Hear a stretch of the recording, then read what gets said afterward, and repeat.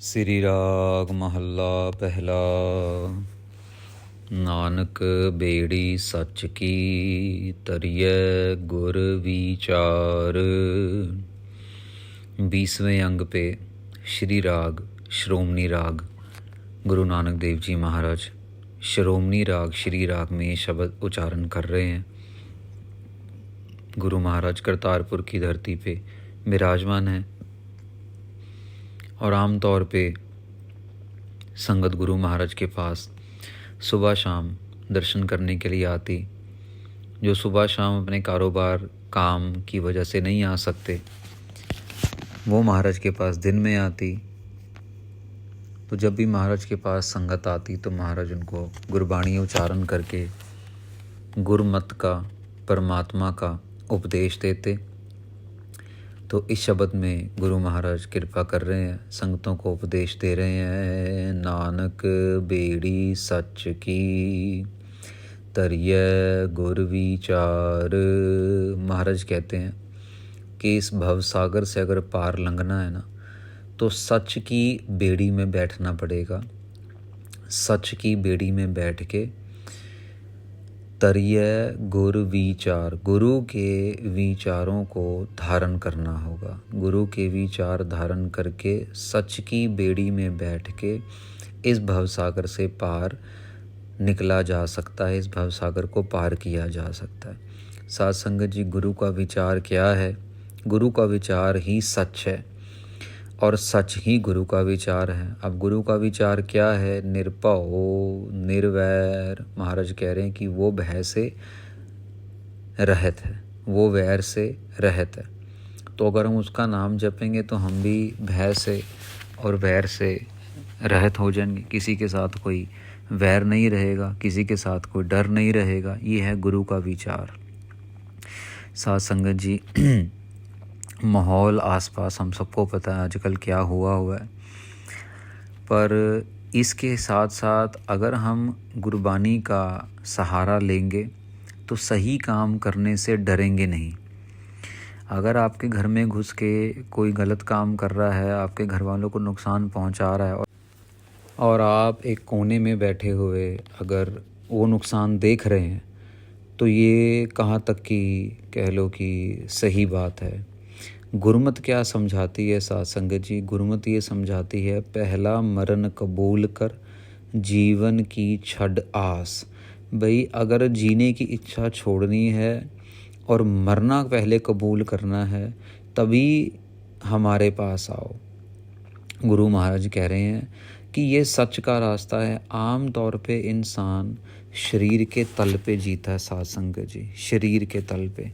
और गुरु नानक देव जी महाराज जिस तल पे हमें जीना सिखा रहे हैं, वो है आत्मा का तल, वो है आत्मा की सरफेस, जहाँ तक आम इंसान की पकड़ जो है वो नहीं पहुँच पाती है। यही एक फ़र्क है गुरु नानक देव जी के महाराज की सिक्खी में कि ये शरीर से ऊपर उठ के जी जाती है।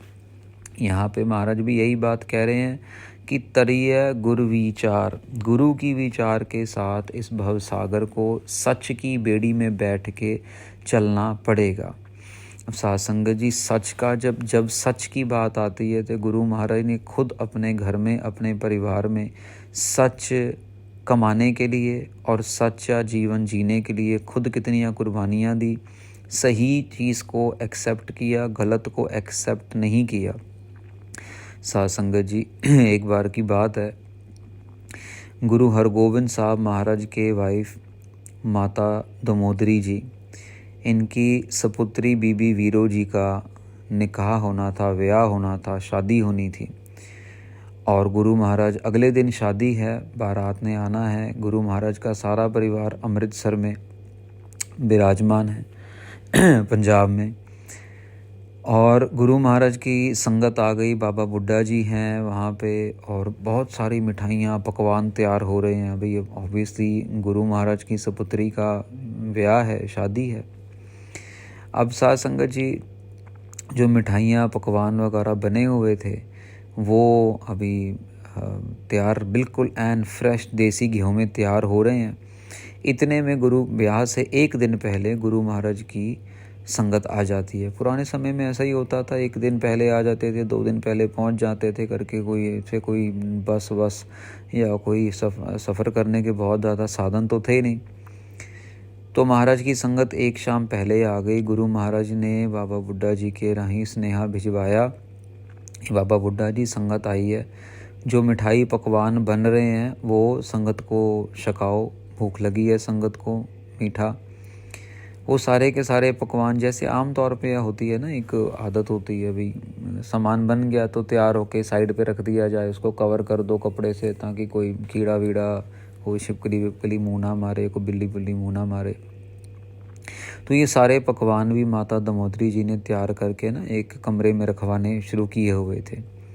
बाबा बुड्ढा जी ने जब बेनती की महाराज की संगत आई है तो कुछ पकवान, कुछ मिठा जो है वो आप दे दो संगत को छकाने के लिए। तो माता दमोदरी जी ने बड़े कह लो कि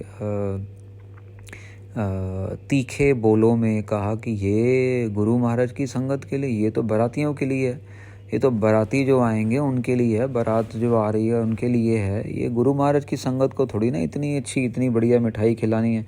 आप उनको मिस्सी रोटियां वगैरह जो भी है लंगर में आप उनको खिलाओ, ये मिठाई तो बारातियों के लिए है। इतनी बात सुन के अब ऑब्वियसली बाबा बुड्ढा जी ने भी सत्कार करना था, गुरु महाराज के वाइफ हैं। अब बाबा बुड्ढा जी ने जब भी ये बात गुरु हरगोबिंद साहब महाराज को बताई तो गुरु हरगोबिंद साहब महाराज को अजीब भी लगा और थोड़ा सा कह लो कि वीर रस भी आया कि यार कमाल है, गुरु महाराज की संगत सबसे पहले है और संगत के लिए मिठाई मना कर दी। और महाराज ने मुस्कुरा के मुंह से वचन कर दिया, कहते कोई नहीं, अगर हमारी संगत मिठाई नहीं खाएगी ना तो ये मिठाई फिर मलेश ही खाएंगे। और मलेश का मतलब साध संगत जी जो मांस खाने वाले हैं, मलेश का मतलब जो सही खाना नहीं खाते। अब महाराज कहते ये मलेश ही खाएगी। और साध संगत जी ये वचन क्या हुआ, रात में ही खबर मिल गई कि मुग़ल आ रहे हैं करके। पता है गुरु महाराज की सपुत्री की शादी है तो लूट माट करने के लिए गुरु बहुत बड़ी फ़ौज आ रही है मुग़लों की, बहुत नुकसान करेंगे आके। गुरु महाराज कहते हैं अभी देख लो, हम तो शादी की तैयारी में हैं, हम लोग अभी जंग की तैयारी में तो है नहीं। तो फिर माता जी ने डिसीजन लिए कि फिर यहाँ पे तो शादी नहीं हो सकेगी, या वो आके लूटपाट करेंगे, नुकसान करेंगे, तो यहाँ से चलते हैं। तो अमृतसर से बाहर वडाला करके, गुरु की वडाली करके एक शहर है छोटा सा, वो ये भी गुरु हरगोबिंद साहब महाराज ने ही बसाया। तो ये गुरु की वडाली चले जाते हैं, सारा जितना को सामान कपड़े वपड़े होते हैं वो तो ले जाते हैं, पर इतना खाना थोड़ा ना साथ में लेके जाएंगे। पीछे से मलेश आते हैं, उनको पता लगता भी चले गए, तो वो मलेश मुग़ल लोग आके ही वो सारी मिठाई खाते हैं। ना तो वो गुरु की संगत को मिली और ना ही वो बारातियों को मिलती है।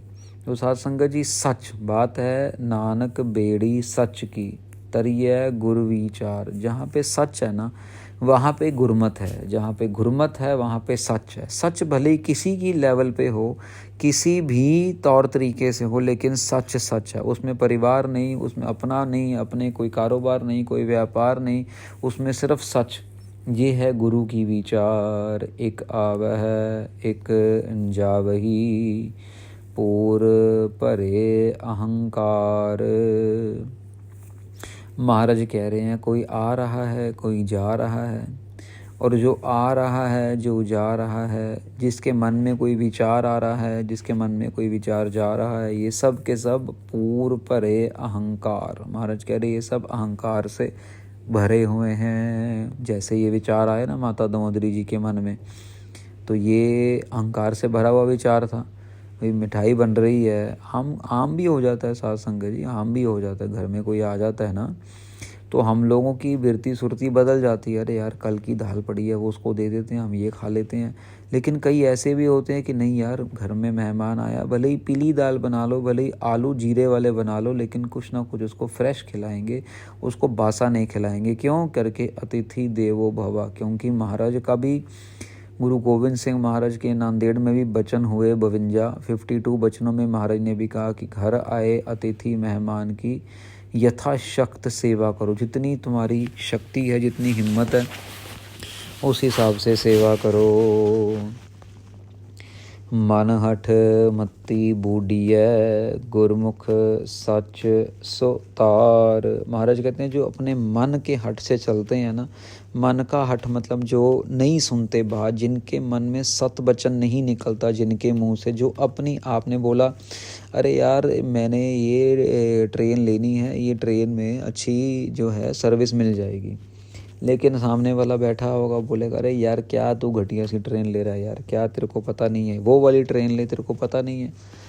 अब क्या है साथ संगत जी, कई लोगों को तो आदत है अपनी समझदारी के बैंड बजाने की, पर कई लोगों को एक्चुअल एक्सपीरियंस भी है कि जिन्होंने पहले सफ़र किया हुआ उस ट्रेन से।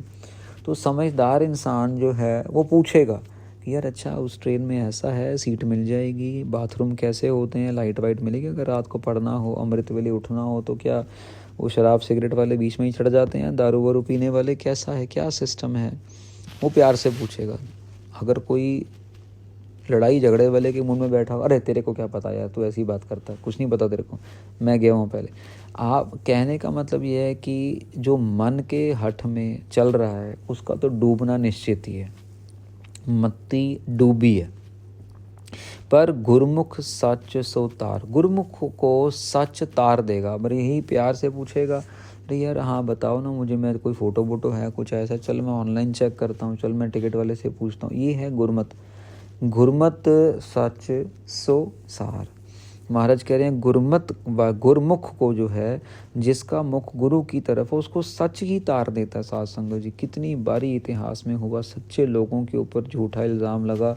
आप देखिए भगत सिंह के ऊपर कितनी कार्रवाई हुई, भगत सिंह को कितना गलत माना गया। उस समय में भगत सिंह को अपने ही लोगों ने ही नहीं स्वीकार किया था। भगत सिंह अपनी खुद की अकेली ही लड़ाई लड़ रहा था गोरों के खिलाफ, ब्रिटिशर्स के खिलाफ, और अपने ही लोगों ने उसको, कांग्रेस वालों ने, महात्मा गांधी ने अलाउ नहीं किया, एक्सेप्ट नहीं किया कि यार नहीं ये गलत है, ये रास्ता अच्छा नहीं है, ये ठीक नहीं है, ऐसा नहीं है।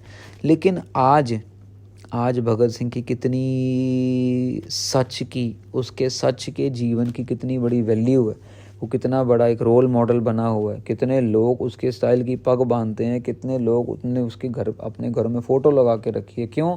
क्योंकि वो सच के रास्ते पे चला। उसने ये नहीं देखा मेरे साथ कौन खड़ा है कौन नहीं खड़ा, और जो खड़ा है वो बड़ा है या छोटा है, नहीं, उसने ये देखा कि सच क्या है, इनकलाब, सच क्या है, हम गुलामी बर्दाश्त नहीं करेंगे, सच क्या है।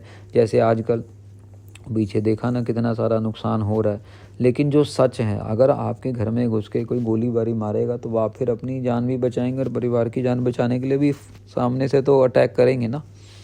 तो शुरुआत करने वाला हमेशा ये ख्याल रखे कि वो गुरु की मत लेके शुरुआत कर रहा है या वो अपनी मत से किसी चीज़ की शुरुआत कर रहा है। और गुरु की मत से जब भी शुरुआत होगी साथ संगत जी, उसमें सच झलकेगा, उसमें ये गोली बारूद ये कुछ भी नहीं झलकेगा, उसमें सच झलकेगा। उसमें झलकेगा गुरु गोविंद सिंह जी महाराज 8 महीने के लिए आनंदपुर में बंद रहे, लेकिन महाराज ने आनंदपुर का किला नहीं छोड़ा, क्योंकि सच था कि हम डरते नहीं हैं भैया, हम नहीं डरेंगे, जो तुमने करना कर लो, मारोगे ना मार लो, कोई टेंशन नहीं है। ये सच है साथ संगत जी। गुर बिन क्यों तरिय सुख होए। महाराज कह रहे गुरु के बिना कैसे इस भव सागर से हम तर सकते हैं, कैसे तैर सकते हैं, कैसे सुख मिल सकता है, कैसे इस भवसागर को तारने की क्षमता हमारे में आ सकती है करके। वो क्षमता साथ संगत जी शब्द से आती है। वो क्षमता AK-47 से या राइफलों से नहीं आती। AK-47 तो बथेरों के घर में है, लेकिन उसको चलाने का बल, उसको चलाने की हिम्मत, उसको चलाने का साहस वो किसी किसी में है। कईयों की तो सामने खून निकल जाए तो उल्टी निकल आती है साथ संगत जी। लेकिन यही आर्मीज़ हैं, फ़ौज हैं जो कितने मार देते हैं, लेकिन उनको कोई फ़र्क नहीं पड़ता, क्योंकि उनको पता है कि वो उनका कर्म है, वो उनका सच है, वो सच पे जी रहे हैं, वो किसी अहंकार पे नहीं जी रहे, वो अपने लिए नहीं जी रहे हैं, वो किसी के लिए जी रहे हैं। अपने लिए तो उनको तनख्वाह मिल रही है, अपने तो बेचारे घर में भी नहीं जाते, वो कितने कितने महीने कितने कितने साल अपने घर, अपने बीवी बच्चों की शक्ल भी नहीं देखते, माँ बाप को मिलते भी नहीं। अगर पोस्टिंग कहीं पे हो जाए ना इंडिया में, ये सियाचिन ग्लेशियर वगैरह जहाँ पे बड़े बड़े ये बर्फ़ है, वहाँ पे हो जाए कभी जम्मू की तरफ, कश्मीर की तरफ, बर्फ़ की तरफ, जहाँ पे 5-5 6-6 फीट बर्फ़ ही रहती है, सारा साल बर्फ़ रहती है हिमालय के ऊपर। ये कई महीने घर नहीं आते, और जब घर आते हैं तो साध संगत जी उनका मुंह लाल हुआ पड़ा है, हाथ जो हैं सारे वो कटे फटे पड़े हैं करके, बर्फ़ है वहाँ पे, इतनी ठंड है वहाँ पे। तो ये सच का जीवन है कि रक्षा कर रहे हैं, और हम झूठे जीवन में हैं। कभी ये टीवी लगा लिए, कभी वो लगा लिया, कभी ये कपड़े डाल लिए, कभी वो कपड़े डाल लिए। कोई वैल्यू ही नहीं है हमारे जीवन की, कोई वैल्यू ही नहीं है जो हम काम कर रहे हैं कि क्या कल उसका कुछ अच्छा परिणाम मिलेगा भी कि नहीं मिलेगा। किसी अपाहिज की, किसी बुज़ुर्ग की, अपने बड़े माँ बाप की कोई सेवा कर ली, पानी का गिलास दे दिया, कोई कपड़ा वपड़ा सीधा करके रख दिया, नहीं। हम लोग आजकल का जो यूथ है वो तो बस ग्रांटेड लेके चलता, भैया मेरी चलेगी, किसी और की तो चलेगी नहीं। पैसा की कोई वैल्यू नहीं, टाइम की कोई वैल्यू नहीं, बस फ़ोन है, गेम है, टीवी है, नेटफ्लिक्स है, बस यही देख देख के जो है इंसान का दिमाग, इस जनरेशन का दिमाग पता नहीं कौन से सातवें आसमान में चढ़ रहा है। आम तौर पे सुनने को मिलता है साथ संगत जी, शादीशुदा लड़कियां घर छोड़ के भाग जाती हैं, 4-4 दिन गायब रहती हैं, फिर 5वें दिन वापस आएंगे, फिर पैसे लेंगे, 1 महीना रहेंगे, फिर पता नहीं कलयुग का कितना बड़ा पहरा चल रहा है। लेकिन कलयुग को मात देने के लिए एक दवाई है, गुरबाणी। अगर गुरु की मत को धारण करेंगे, ज्यो पावै त्यो राख तू, मैं अबर न दूजा कोय रहा। बहुत बड़ा ज्ञान है साध संगत जी इस पंक्ति में।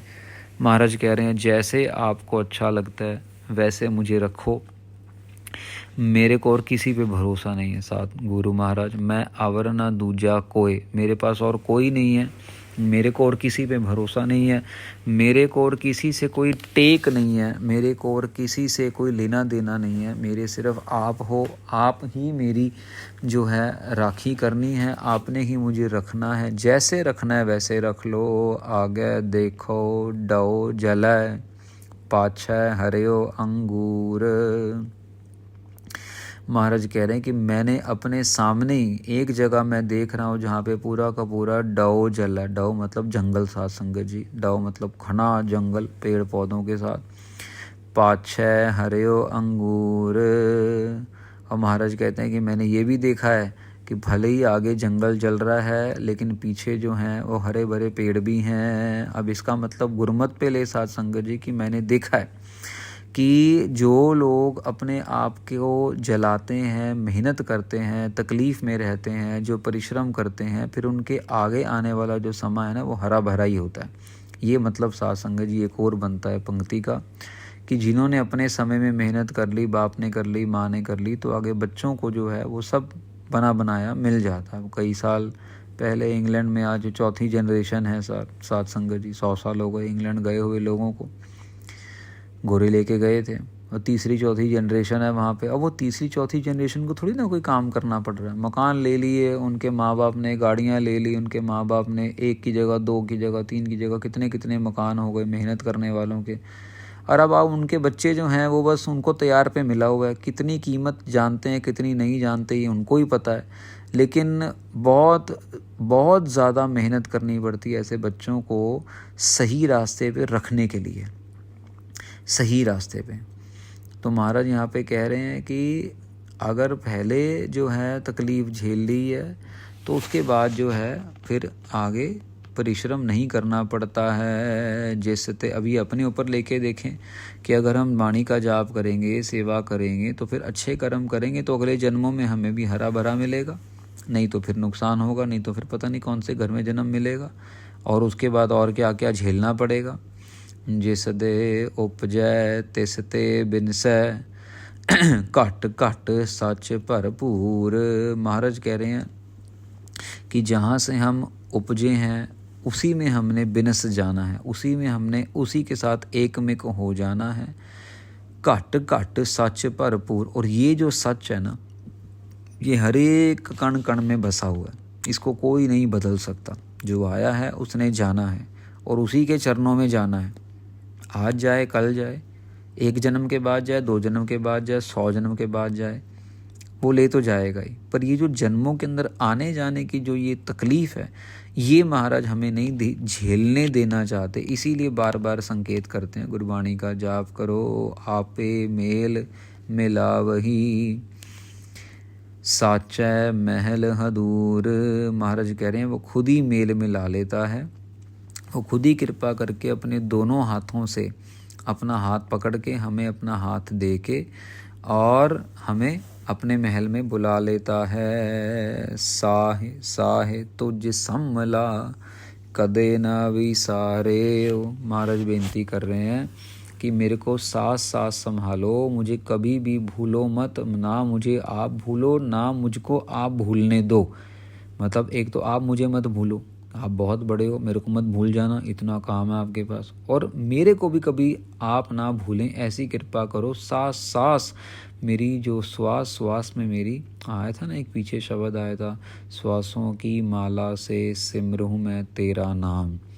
तो सास सास ऊपर जा रहा है, सास वाहेगुरु, नीचे आ रहा है वाहेगुरु, ऊपर जा रहा है वाहे, नीचे आ रहा है गुरु। ऐसे अभ्यासी करते हैं साध संगत जी। तो सास सास सिमरन महाराज बख्शे, जियो जियो साहिब मन वसै, गुरमुख अमृत पेय। महाराज कह रहे हैं कि जैसे जैसे मन में बसता चला जाएगा वैसे वैसे जो गुरमुख है वो अमृत पीता चला जाएगा। साध संगत जी जो अभ्यासी है ना, जब वो अभ्यास करने बैठते हैं तो जिस दिन थोड़ी वो डिस्टर्बेंस हो, मन डिस्टर्ब हो, या कोई काम की टेंशन है या कोई बाहर के माहौल की टेंशन है, तो साध संगत जी जब मन नहीं जुड़ता ना तो उनसे पूछना कितनी तकलीफ़ होती है।